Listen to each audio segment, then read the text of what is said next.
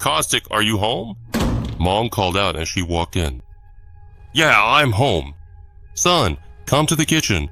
Let's have some tea, Dad shouted. I knew perfectly well that if the folks were calling me to have tea, it meant we'd be doing anything but actually drinking tea. No, of course, Mom, as usual, would set the table or ask me to do it, but in the end, we'd just end up not having time for any of that. Last time, we had a huge argument and tore into each other, and honestly, I don't even remember what it was about anymore. But it all started with Mom deciding to discuss something over a cup of tea. For some reason, I just didn't feel like going to the kitchen. I mean, I really didn't want to. Every fiber of my being told me that this conversation wasn't going to end well. And while I was trying to figure out how to get out of this family ritual, suddenly Dad walked into the room and said, "Why are you just standing there?" I couldn't come up with any excuse, so I obediently left the room and dragged myself to the kitchen as slowly as possible. "Kostya, your dad and I really want to have a serious talk with you. Please sit down." Somewhere deep inside, I still held onto a faint hope that maybe we'd just sit and chat about some recent, unimportant news. But no, that hope died the very moment Mom mentioned a serious conversation. "So, do you remember Aunt Ira? What's there to remember? Did she die or something?" I asked, a smirk in my voice.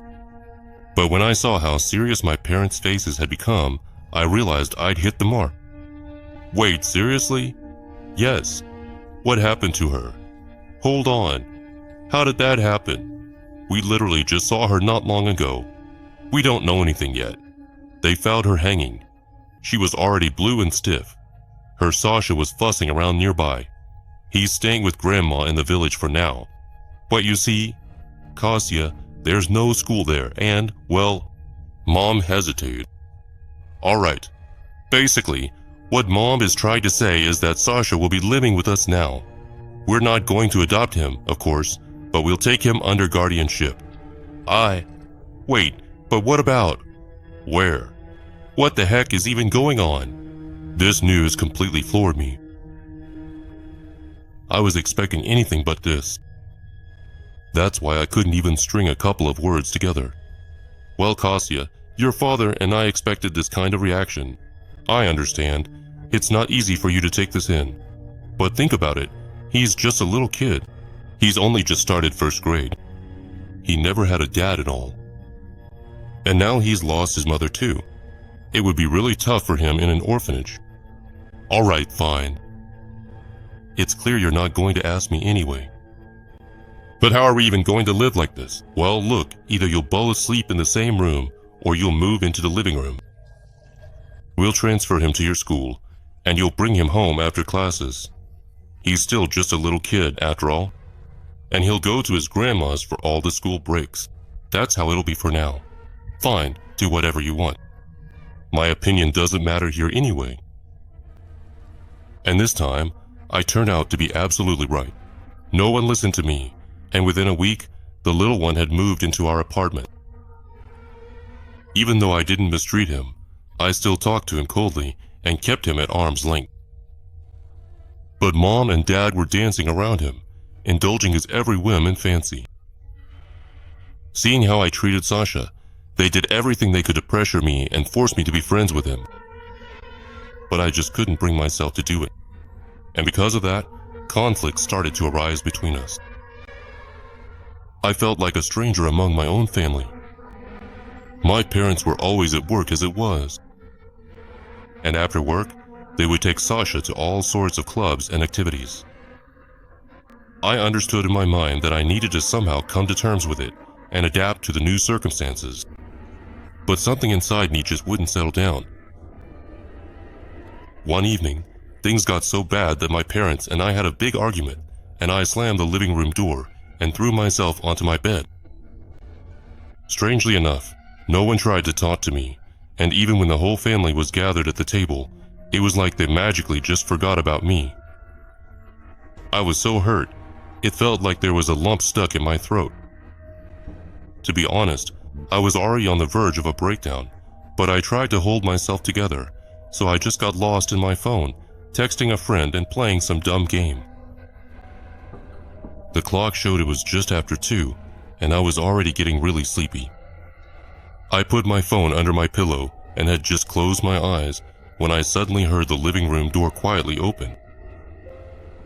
I thought maybe I hadn't closed it all the way, and now our cat wanted to settle in with me on the couch, but I was wrong.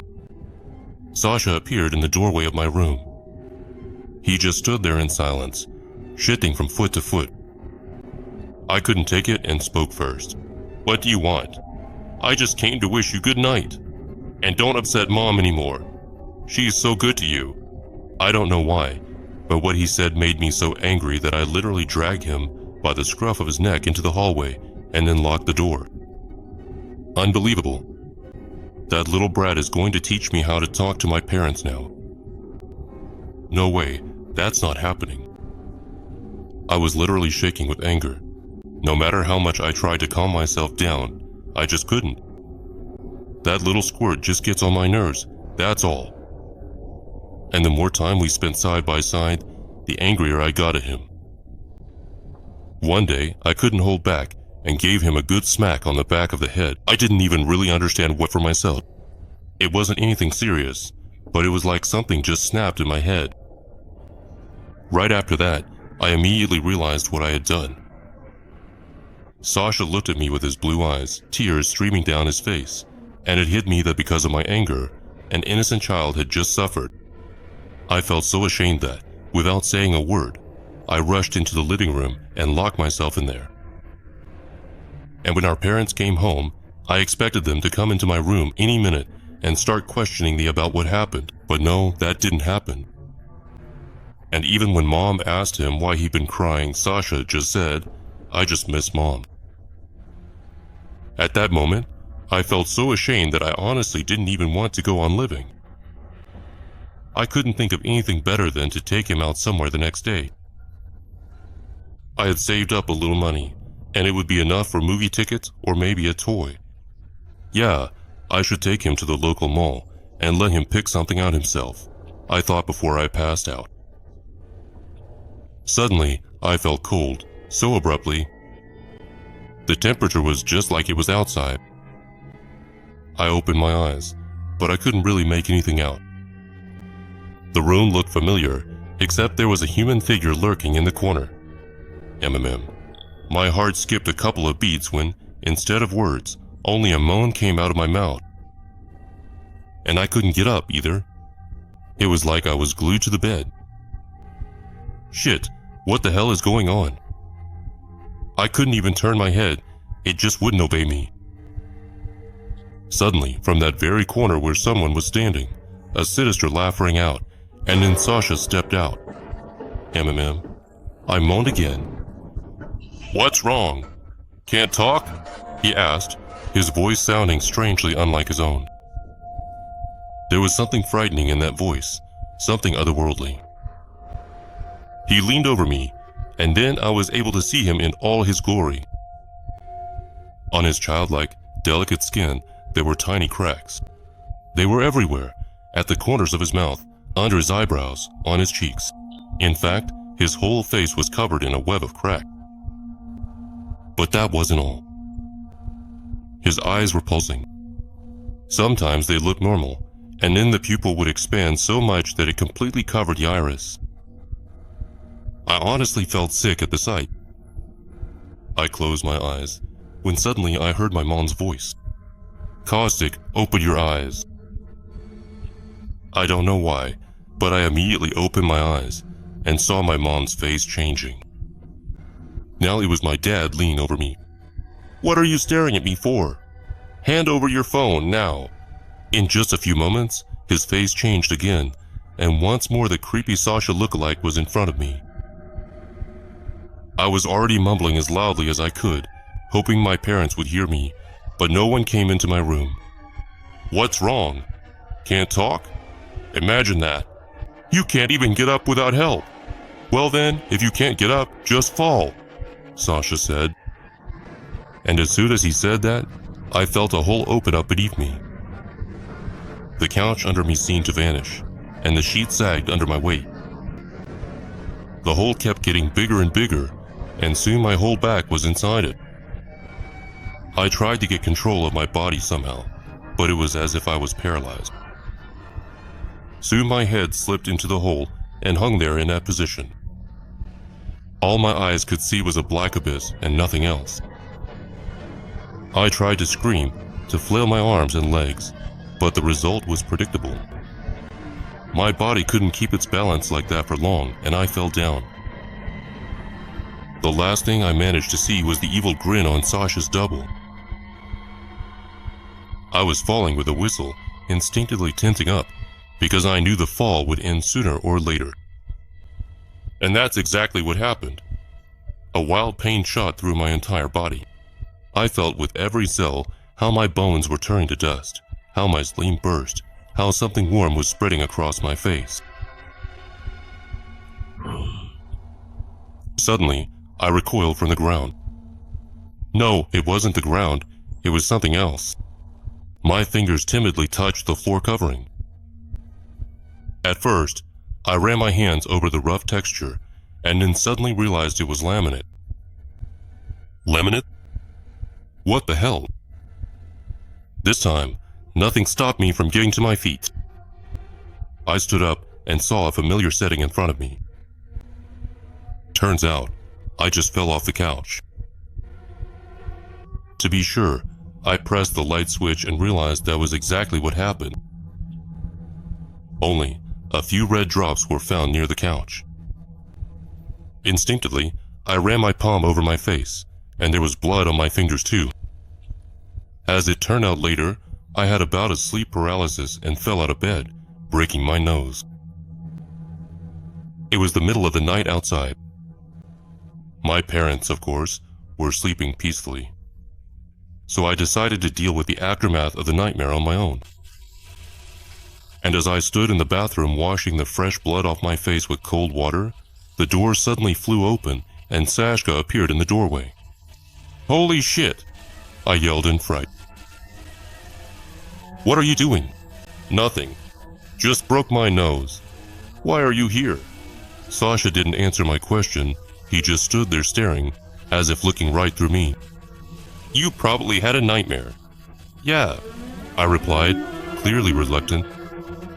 "That's why you thought you were falling into an abyss, but in reality, you just fell out of bed." Hearing that made my temples throb. I slowly turned my head and saw that little devil standing there grinning. And then, apparently, he couldn't hold it in anymore and burst out laughing, all cheerful and shit. "What's it to you? Haven't had a beating in a while? Get to your room, or I'll tell Mom and Dad." The little brat listened to me and marched off to the bedroom. In the morning, we all sat down together for breakfast, but Dad was in a real hurry to get to work. "Misha, what's the rush? Sit down and eat properly," Mom insisted. "No, I can't. There's an inspection coming today. I'd better get ready for it. And, by the way, I'll probably be home late," he said. "Well, suit yourself. Have a good day then," Mom said as she kissed Dad on the cheek goodbye. All in all, the day went by as usual, although the little squirt drove me and Mom crazy, insisting we take him to Grandma's in the village right away. "Sasha, why couldn't you have told us ahead of time?" "I had plans for today," Mom asked, clearly not thrilled.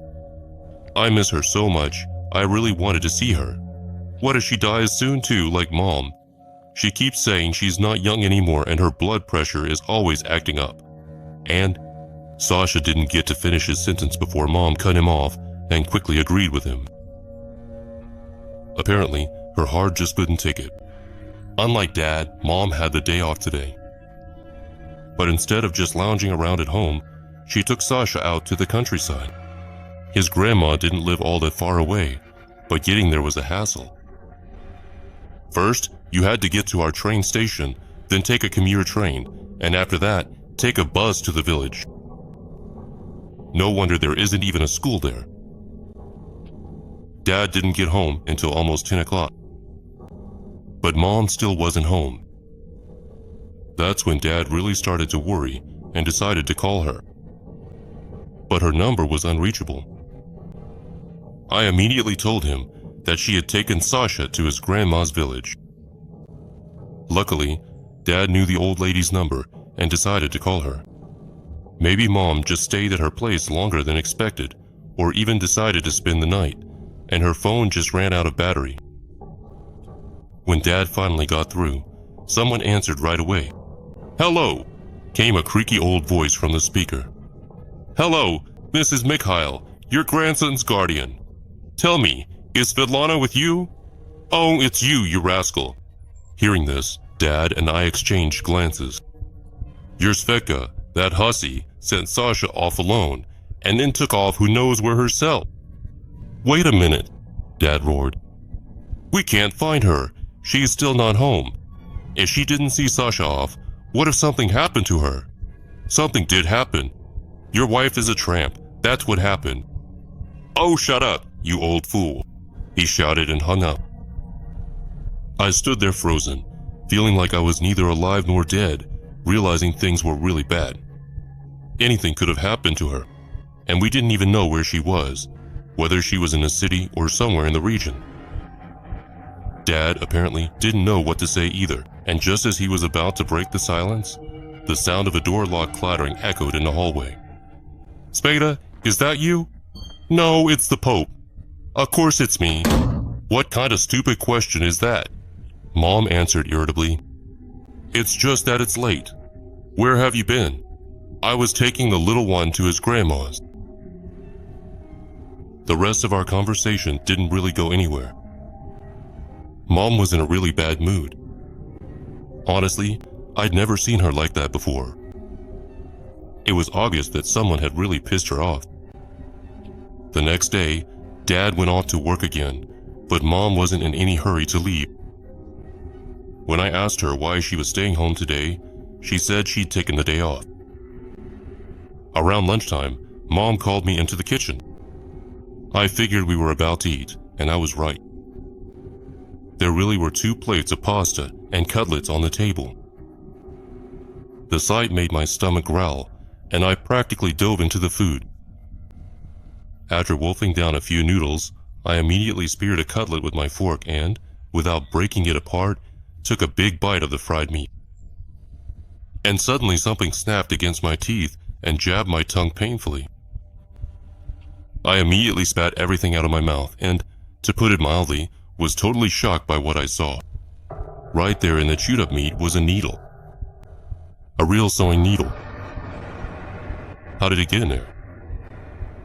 Confused, I stared at my mom and asked, "Where did you buy this?" She didn't answer and just stared at me intensely. "Mom, why aren't you saying anything? Look, there's a needle in my food." She kept silent. The silence was broken by my phone ringing. My dad was calling. "Yeah, Dad." "Kostya, are you home?" He rattled off anxiously. "Yeah. What's going on?" "Kostya, they found Mom hanged in that same village where she took Sasha. Get out of the house. I don't know who is there with you right now. Run to the neighbors, quick. I'll find you later." Naturally, I wasn't prepared for news like that, and the whole time I couldn't take my eyes off my mother. Or rather, at what was pretending to be her. Of course, our conversation was perfectly audible, and that creature had no reason to hide its true form anymore. Its face began to change, and soon I was staring at the very creature from my nightmare. I shot up from my seat like a bullet and dashed into the room as fast as I could. I don't remember how I opened the window or how I fell out of it. I don't even remember the moment of the fall itself. I only came to when I realized I was lying on the bare ground. When I looked up at my window, I saw that creature staring straight at me from the window, smiling. And then that filth disappeared somewhere inside the apartment. I tried to get up to get as far away from that place as possible, but the pain was just unbearable. I couldn't even sit up, let alone stand. As luck would have it, there was no one in the yard, and I didn't have my phone in my pocket either. It must have been left on the kitchen table. The entrance door suddenly flew open, and that creature was coming straight toward me. My heart was pounding so hard, it felt like you could actually hear it beating. I sat there, trembling with fear and the realization that this was the end. Suddenly, a dog ran up to me. It wasn't a stray. It had a collar around its neck. The German Shepherd sniffed me curiously and wagged its tail. "Finya, where are you?" a woman shouted. Apparently, she was the dog's owner. "Come here, Finya!" Meanwhile, the dog stubbornly kept circling around me and refused to leave. So the owner had no choice but to come over to where we were. Meanwhile, that feed at first just watched us, and then, transforming back into her old woman form, slowly wandered off in the other direction. Fortunately, the dog's owner turned out to be sensible and called an ambulance. She also called my father. 2 weeks had passed since that day. I'm still in the hospital since the fractures are complicated and I won't be discharged for a few more days.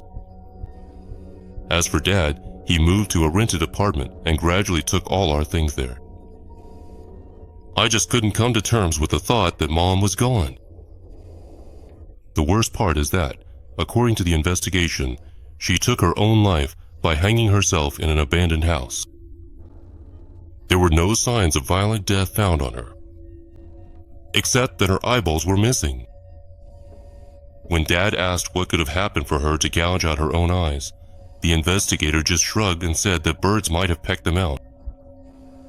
When asked what the hell kind of birds could be in an abandoned house, he didn't answer.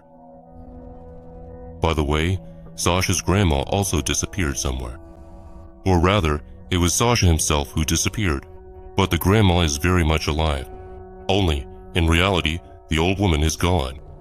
It's just that it's convenient for Sasha to walk around in the guise of his beloved grandma. When I was discharged from the hospital, Dad and I ended up talking about those grim and at the same time frightening events.